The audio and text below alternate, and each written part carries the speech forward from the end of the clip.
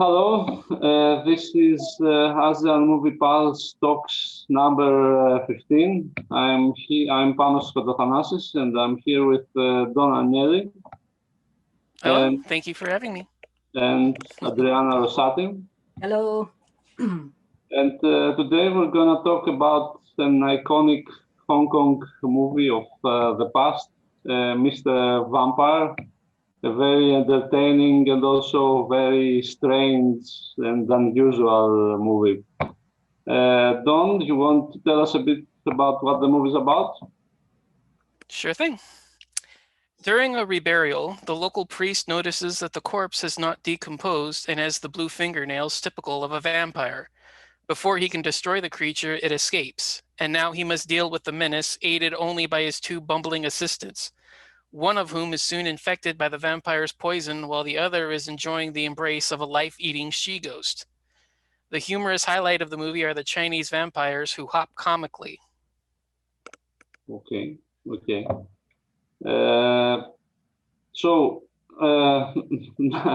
you mentioned, Chinese vampires have nothing to do with what we know about the legend in the West, right?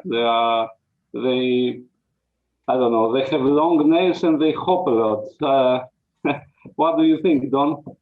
How do you like the presentation of vampires? I enjoy it. I think it's a fun take that it adds a topicality to it. It's sort of like it's nationalized to where, it's like a Chinese Hong Kong thing, where it's not, incorporating Western elements into something that should not be there. It's like strictly and solely Chinese. And I really enjoy it, and it gives like a lot of different explanations as to how they came to be, the burial rites and the different practices that they must be carried out in order to prevent it, to move the corpse, to basically take care of a person's soul so that way they don't become one. I really enjoy that aspect to it, and it adds like an immersive quality to it for a foreign audience, because like you said, you're not used to it. You're used to the suave Dracula kind of a vampire, so adding like a localized flair to it, but adding an entryway into it, I think it makes for a fun film. Mm-hmm. Adriana, what do you think about Chinese vampires? Well, I love Zhang Shi as the Chinese name of the hopping vampires. They're not really vampires; they're more zombies maybe than vampires, and they have this appeal, this funny hopping movements. I actually found a very interesting thing about the origin of this hopping vampires mythology, which comes from during the Qin dynasty, the people of China, the number of people of China grew exponentially because of the geographical expansion of the empire. So that means that there were lots of people working and living and also dying far from their hometown. So there was a big movement of corpses that had to be carried to the hometowns, and the Taoist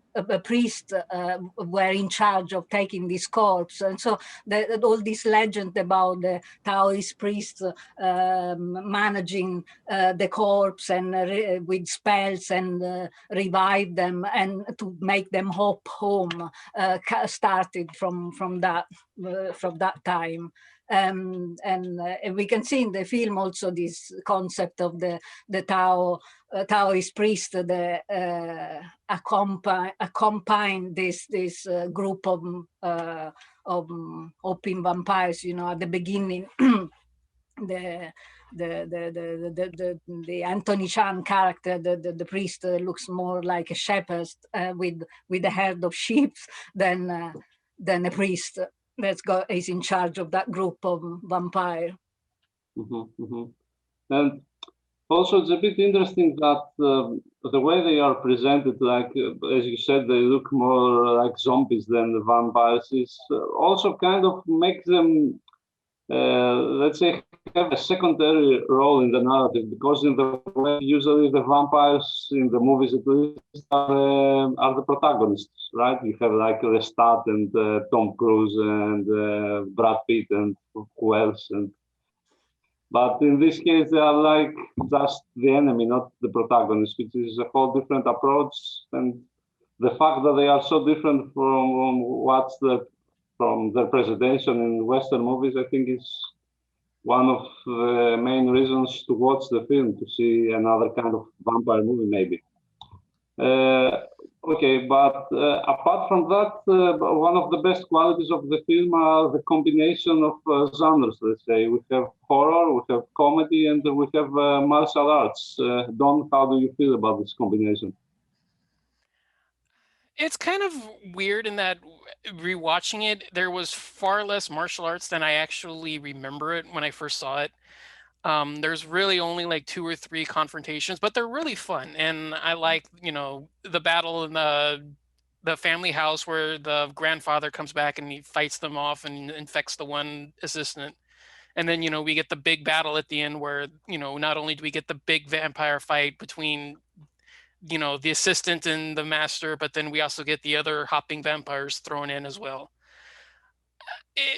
It's probably my one small critique is that it's not necessarily as front to back loaded with action as I remember it being, but it's still a fun combination. The movie's still fast and fun enough to where it's not a drawback or a detriment, but it's just I remember it being a lot faster paced and featuring a lot more, I would say, dynamic confrontations. But it's a fun mixture, and it's like only like the second or third attempt to mix martial arts with horror elements. So I'm not necessarily that keen on knocking the film too much for it, but it's still fun to see all of these wire fu fights and seeing a guy fly off of rooftops and getting kicked through walls and stuff like that. So it still adds it's another element that adds a fun aspect of the film. Mm-hmm. Adriana? Yeah, I agree. There isn't much kung fu in a way, but it's really good fun and it's very, very, very well choreographed. The choreography are really good fun and spot on. They're a bit more like a circus kind of exercise than kung fu, and I love the mix of genre. And Hong Kong movies are quite famous for a bit of a mix of genres, but and also I think the horror and comedy goes very well together. We got some samples even in modern time with in the West, sorry, with like, for example, Mel Brooks or the Scary Movie in a way. And so yeah, I think it's a very very successful combination, and it actually was, because there was at that time, in the 80s, there was a craze in Hong Kong for this kind of film, and we'll see later how the legacy that this movie spawned. Yeah, the rest of the comedy come from other kind of like comedy of misunderstandings and body control. They're really good fun. I like it very much, this mix. Yeah, and I feel that he has managed to present all 3 elements, both the horror, not both, okay, but the horror, the comedy, and the martial arts, like they flow into the narrative rather nicely. There is not one that takes over, let's say, the film, and then the other aspects go to the background. They remain to the end, the whole 3 of them. But regarding the humor in the film, Don, what do you think? Oh, it's hysterical. I'm a huge fan of this style of slapstick comedy of, misinterpretations, lack of body control. I was absolutely laughing hysterically at several of the scenes. The confrontation at the house where the assistant eats the paper and causes him to act out, he acts out the motions for some other guy, and it just turns into this big old huge misunderstanding and like this unwarranted sexual advances. It's one of my favorite like comedy set pieces in the film, but generally I really enjoy the comedy. The 2 assistants are bumbling to the right degree where you get a sense that they're meaning well, but they do have a fun sort of like comedic childishness to them that, you know, it gets in the way of their job, but not enough to where, you know, it warrants them being expelled from being under his tutelage. Like the master's, you know, he still has enough of a duty to them to offer his help and mastery to them, but yet you still have enough of a goofiness and comedic quality to them that it endears you to them. So yeah, I really find this type of comedy really hysterical and funny. Adriana? Yeah, I agree. Definitely, there is lots of physical comedies, a very laughing out loud kind of films, and I love too the slapstick comedy of this film, and and I think they make it sort of universal and timeless in a way, because the jokes are so understandable and instant, and all this classic, you know, fish out of water kind of situation, and mistaken identity. Also, it is a bit cartoonish in a way, but again, it's good for this, and it's very understandable.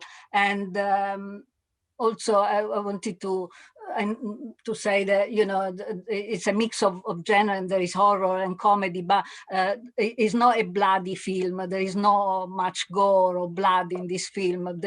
But there is lots of potential danger feeling, and so that goes well with this sort of childish, in a way, comedy. Yeah, and also, I find it very funny the way there is this sense of irony in the film. Also, like it mocks all these two kinds of movies. I think it mocks a bit the horror movies and the martial arts movies mostly in the way the protagonists are. I mean, even the old is like the leader is. He can be a bit, I don't know, cheeky and occasionally even a bit of an asshole, let's say, particularly to his two students. He's not like this really cool guy who doesn't make mistakes. And I find it really funny. I think the director did a very nice job in that regard in presenting this irony. It makes it even more comedic, I think. And for example, now that we're talking about this, there is this scene in the beginning where they are introduced, him and one of his assistants are introduced to the Western pleasure of drinking coffee, which I find one of the most fun scenes in the movie. And you see that the master is being kind of cheeky there because he wants to bring his student with him to embarrass him instead of being embarrassed himself. Don, about this scene, the coffee one? Yeah, I really agree. I think one of the best parts about that scene is the fact that the master takes like 2 or 3 steps and then thinks to himself, hey, wait a second, he's right. You've got, you know, I don't know how to drink this myself. Why am I going to be the one that's going to be embarrassed if I have him to be the embarrassment for me? So he calls him over, and then the assistant goes running through the crowd, and it's like, oh, master, thank you. So yeah, I do agree. I think that's a fun little thing where it's not necessarily, you know, a physical comedy thing, or it's not, you know, like a misunderstanding or something. It's just like a genuinely funny little exchange that it adds a nice little touch to the film, and it endears you to the both of them because you get a sense of a personality rather than just, you know, straightforward, stoic, and, you know, it adds a nice little touch to the film, I would say. Adriana? Yeah, I agree. Yeah, it's one of the funniest scenes, and for me, yeah, that also the one with the body control spell.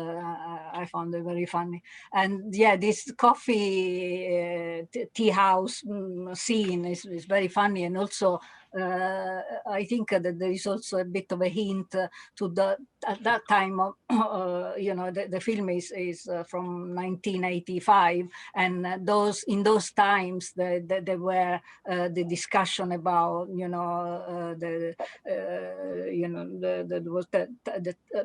Margaret Thatcher went to Hong Kong to discuss the handover, and so it was a time in which Hong Kong wanted to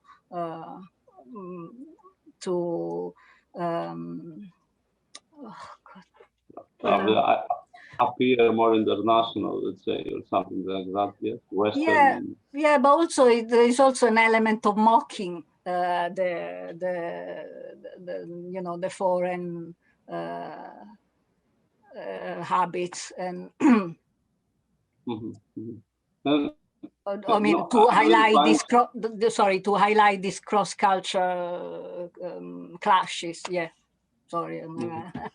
Yeah, and I think that the moment where both Master Ku and his assistant put sugar on the candy they bring them because they think that's the way to eat it, I found it hilarious because and the fact that they put sugar and milk on a piece of pastry, that was like, I found it really funny. It's a small detail, but really good, I think. And this brings us, to the next scene, which a misunderstanding one, as Don mentioned, where his other assistant confuses the rich merchant's daughter for a prostitute when she comes into his shop. I found that hilarious also, Don. Oh yeah, that's total wordplay fun. I love that. The whole idea is that he mistakes that the owner mistakes her for a prostitute because he recognizes her walking in front of the shop, and then all of a sudden it's like, oh, okay, well she's talking to somebody that is known to be a prostitute. She must be one herself.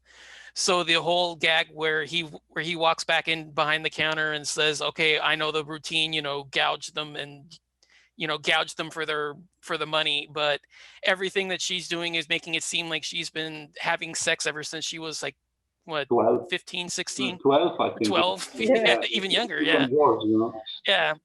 Yeah, and like the whole conversation is where she's just trying to buy a brooch, and it's sounding as if she's, been servicing people ever since she was 12. And like the whole conversation just keeps on snowballing. Yeah, it's another fun, like really hysterical gag. Adriana? Yeah, exactly. There's the classic comedy of error, and the whole conversation that both, they are talking about two different things, but it sounds like they are actually conversing, and it's very well done. It's very clever and fun. Yeah. Yeah.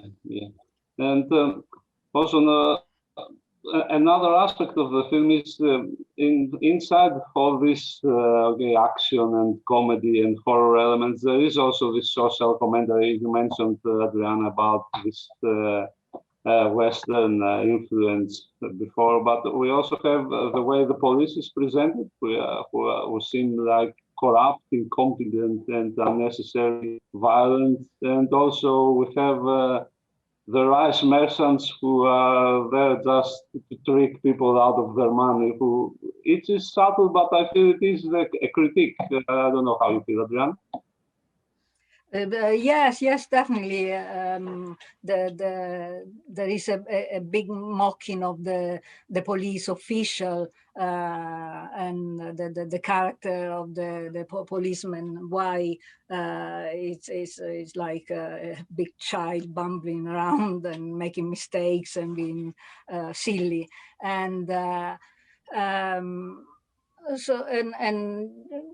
yeah, and the merchant as well. Well, the merchant more than a critique. I think it's a cheeky hint to a bit of the Hong Kong character to always being, make do with what they have and in a funny way. So it's more let's say heavy than the mocking of the police. Yeah. Okay. Don, about the policeman and the merchants? Yeah, I mean, I wouldn't call myself really much of an expert in that kind of, in that stuff. I mean, I'm, far more Western than you guys are. So, like, I have even less knowledge of, Hong Kong police treatments and stuff like that. But yeah, I do agree with where you guys are coming from, where it's sort of, like mocking the corruptness of it, where he gladly will throw them in jail for like just such like a superficially stupid motivation. Like you see the death of the merchant, and then the guy, the master says, well, it can't be gunshot, the wounds match fingernails. And then the guy says, well, you've got the longest fingernails, therefore you're the culprit, throw him in jail. Like you get that sort of like an idea where, okay, yeah, he's, the incompetent, bumbling, corrupt, official in charge, that he's going to get comeuppance in some way, some form later on, but it's just going to be like, he's going to be himself until that happens. So you get, like the scene in the jail where he has to try to fight the resurrected vampire that he just ended up declaring dead minutes earlier. And, now he's got to, rely on the guy that he threw in jail to get him out of it. So yeah, I can see where the film is coming from. I mean, again, I really wish I would be more familiar with that kind of aspect, but yeah, talking about it, I do see where you guys are coming from with that part of the film. And also, I think that this scene after their arrest and they're putting in the prison, I think that it is kind of brutal, the fight inside the prison, probably the most brutal even in the film. And I'm not sure, I feel that this one and maybe the one in the end, probably, if not exactly touched completely, I think that they reached the borders of exploitation to a point at least. Okay, the whole atmosphere is more campy, let's say, than bloody disgusting or something like that. But there is this element of exploitation, I think. Don, what do you think? Yeah, I would probably be a little bit more inclined to agree heavilier if there was like, a much more graphic tone to the tortures and like there was actually like, bloodshed or something. I'd probably be more inclined to agree with that if those were introduced in the film, but I don't think it necessarily needs it, like you said, to reach those kinds of exploitative aspects. You still get, a sense of how brutal the fight is, where you see everybody being knocked through the different, what you call it, the furniture laying around, and, you're thrown into walls. And, you do actually see that there is ramifications in one of the fights where one of, the assistant actually does get turned and becomes possessed from a result of his wounds in the fight. So, okay, yeah, you can say that there is some exploitation aspects in the film. Maybe not necessarily as exploitative as like a Category 3 film would be, but there's, definitely some scenes in there, maybe to appeal to that kind of a crowd, to say, okay, well, we've got, a few scenes here and there to like appeal to that kind of a crowd, but not necessarily as much as, like an Untold Story or something like that would be. Adriana, do you feel that the film is brutal?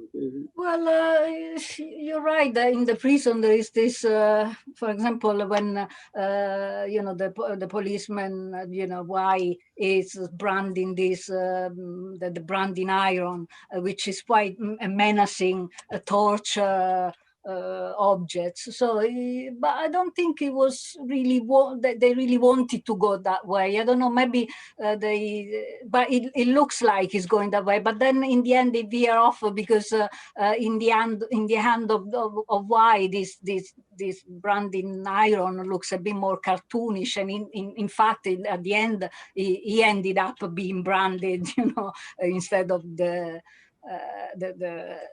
priest. So yeah. Yes and no. Yeah. Okay. We also have the character of Jade, which is rather interesting for the elements she brings into the film, because her introduction is musical style, and then her character also brings an element of romance in the narrative, and also an element of sex, let's say, which which I found really funny because she's like this terrifying villain, but at some point she ends up sleeping with one of the assistants who even falls in love with her, and this brings like another arc and a number of other elements to the narrative. What do you feel? How do you think about her character, Don? Jake?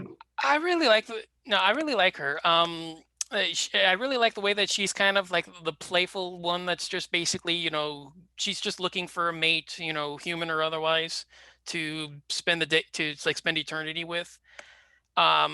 I like the way that she adds like a secondary like threat for the master to overcome, where he's not just trying to deal with the vampires running amok, but now he's got to divide his attention to trying to keep his assistant from falling under her spell even further. So, like his attention is stressed, like is the vampire going to come in while he's dealing with this, and he's not going to have the full firepower necessary to stop it. I really wish, though, that it would have introduced her maybe with a little bit more motivation, like where she was from, because she just sort of pops in and then just, at the end when, she realizes she can't win anymore, she just says later and just flies away and we never see or hear from her again. So I really wish that it would have done maybe a little bit better of a job explaining where she was, like who she was in life, like why she's haunting the village. Soft focus, like really kind of like romantic and soft, and yeah, like the background music where it's kind of like like a sweet romantic stuff. I kind of like the way that she's introduced. Like I said, I just wish that she would have like given like an explanation why, but other than that, I don't have much issue with her being there. Well, Adriana? I think that the reason why there isn't much explanation about her character is that kind of ghost bride, ghost female ghost, they're very typical of Chinese literature. So maybe for their audience, there wasn't really a need of an explanation. For us, yes. And there was a typical, trope of the male scholar seduced by the female ghost.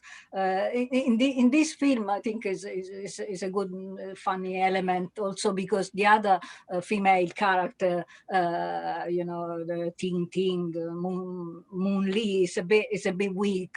It's part of the, it's a good character in the first third of the film where all the comedy, but then she's just like a pot of flour there. So this character has got a bit more of a strength and presence,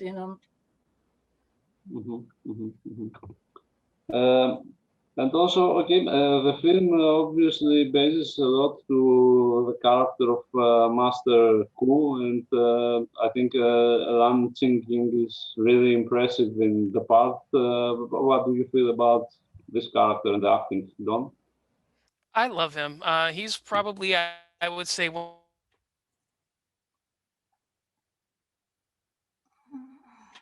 favorite.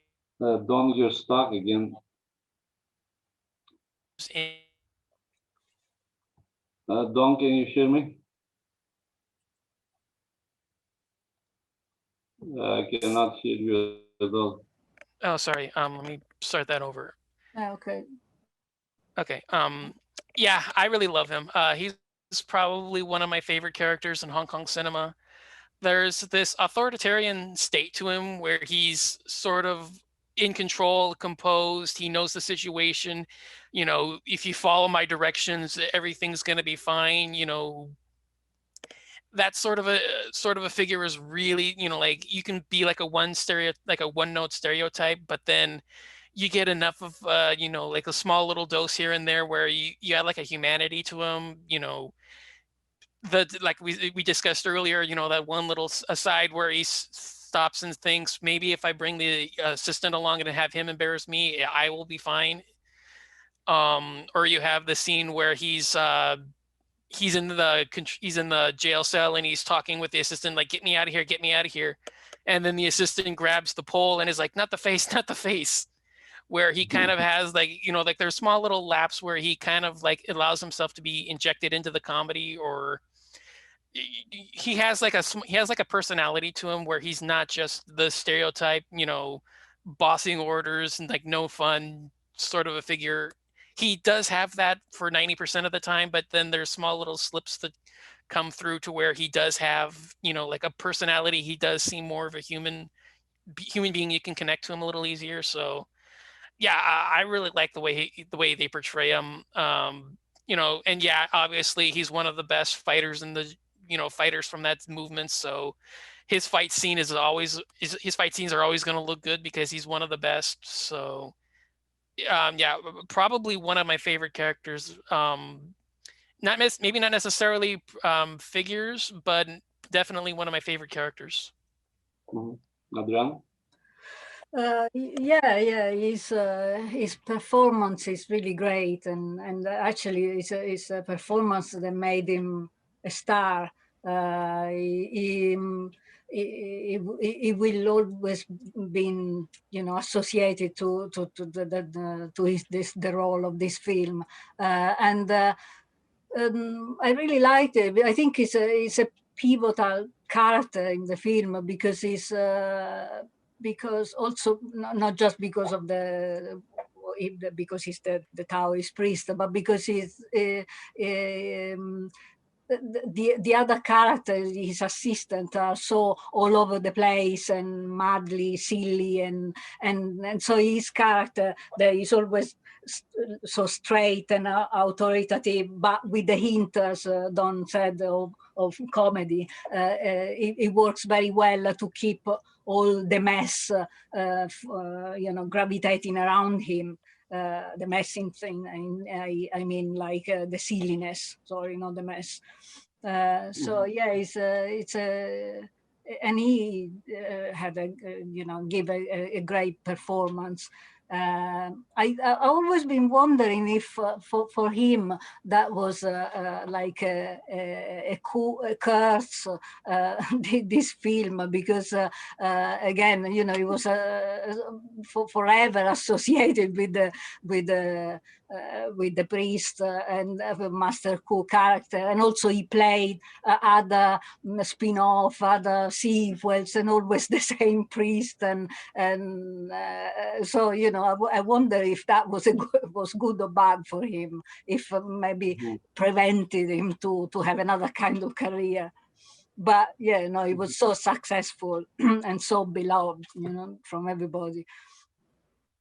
Yeah, and I really like the fact that his demeanor does not change throughout the film. He's always very serious, very strict, but he manages to make it comedic sometimes.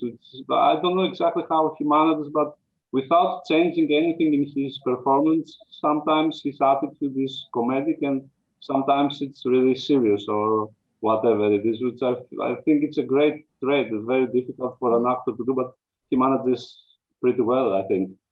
And yes, as you both said, his charisma is rather evident, and he's also great in the fighting scenes and the comedic scenes and the horror scenes.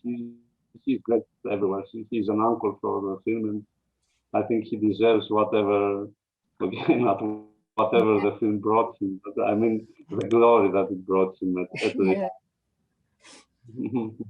Okay, and okay, before we close, okay, Adriana, you want to tell us a bit about the legacy of the film? Yeah, sure. As we said, this film was so had such a huge success at the time, and it was it had like something like 10 nomination at the Hong Kong Film Award, even being a silly comedy, and so a sequel was inevitable, of course, and it had more than one sequel. It had 4 sequels, and the first one it wasn't really. It wasn't really probably what people was expecting. It wasn't a real sequel. Was set in the actual time and going back with archaeologists. The third one was with Richard, the comedian Richard Ng, was back to the normal priest and vampires. Then there was a number 4, and then there was a 1992 sequel of the franchising. Let's say that there was is considered the real sequel because reprise all the original cast, and the story start from the end of the first one. So that was is considered, you know, a proper sequel. And also there were loads of spin-offs and similar films. And also I want to mention Vampires versus Vampire. There was also directed and starring Lan Ching-ying, and then many more. You know, maybe we could do another talk about talking about the legacy of Mr. Vampire. And then I want to just mention briefly some reboots of the modern time, and one is Rigor Mortis, which is a film. A recent movie by Juno Mack. There is a sort of stylish and dark reboot of more homage to Mr. Vampire, with Chin Siu Ho and Anthony Chan. They have some roles, the sort of meta link to the Mr. Vampire's role. And then there was another recent movie that tried to reboot the genre. There was Sifu versus Vampire with Yuan Biao. And also, I want to last film I want to mention is a lovely film of 2017, the Vampire Cleanup Department. Again, that try to reboot and revive the Hong Kong comedy horror genre. And then, other than film, the Mr. Vampire spawned lots of other stuff like theatrical performance, production, board games, video games, like the Japanese version of Phantom Fighter is based on Mr. Vampire, and lots of video games few video games have the Jiangxi as a buddies from Sleeping Dogs. So there is a video game set in Hong Kong, two less predictable Super Mario as well, and then also lots of toys. And so yeah, I stop here, but yeah, there could be more to say. Yeah, if you manage to become a Lego, then you are definitely successful, I guess. And Donna, how do you think now that you watch the film again? Let's say, how do you feel it has aged? Has it aged well, in your opinion? Yeah, it's easily it's easily one of the best of the Hong Kong horror comedies that emerged from that time period. I would say anyone that's a fan of like the Jackie Chan style of film that he was making at that time period will absolutely love this, because it's easily in the same spirit. It's easily in the same sort of atmosphere. You know, this is the same style of comedy, the same style of kung fu, the same style of the same like overall presentation and feel. So anyone that's definitely interested in his works will definitely find a lot to enjoy here. But I really don't have much to say badly about the film. It's one of my all-time favorites, and I really recommend everyone give it a chance and check it out. Mm-hmm. Yeah, I have to agree here also. I think it's a great movie. Okay, I guess that's it. The films are available from Eureka Entertainment. It's on Blu-ray, which I feel is a really great addition for anyone who wants to still watch the film in a really good quality. And so I guess that's it for this week. So I don't know, any one of you wants to add something? Adriana wants to add anything before we close? No, I think we have come. I wanted to say that this Eureka edition is very good. It's got an amazing restoration. It's got lots of extras, and there is a very good commentary and interviews to the cast. So it's very interesting. And if you are into dubbing, there are a few different dubbings. The European one, the American. Apparently, the European is very fun because it sort of try to emulate more laid out kind of Tolkien, the funny, silly comedy Tolkien of the Hong Kong comedies, while the American dubbing is a bit more stiff. I don't know because I don't watch them dubbed, but I read that. So Okay. All right, so I guess that's it. If you like these things, you can subscribe to our YouTube channel. We're doing one of these every week. I'm not sure what we're going to do next week, but there's definitely going to be something. So from Panos, Don, and Adriana, thank you for watching, and see you next week probably. Okay, bye. bye. Later.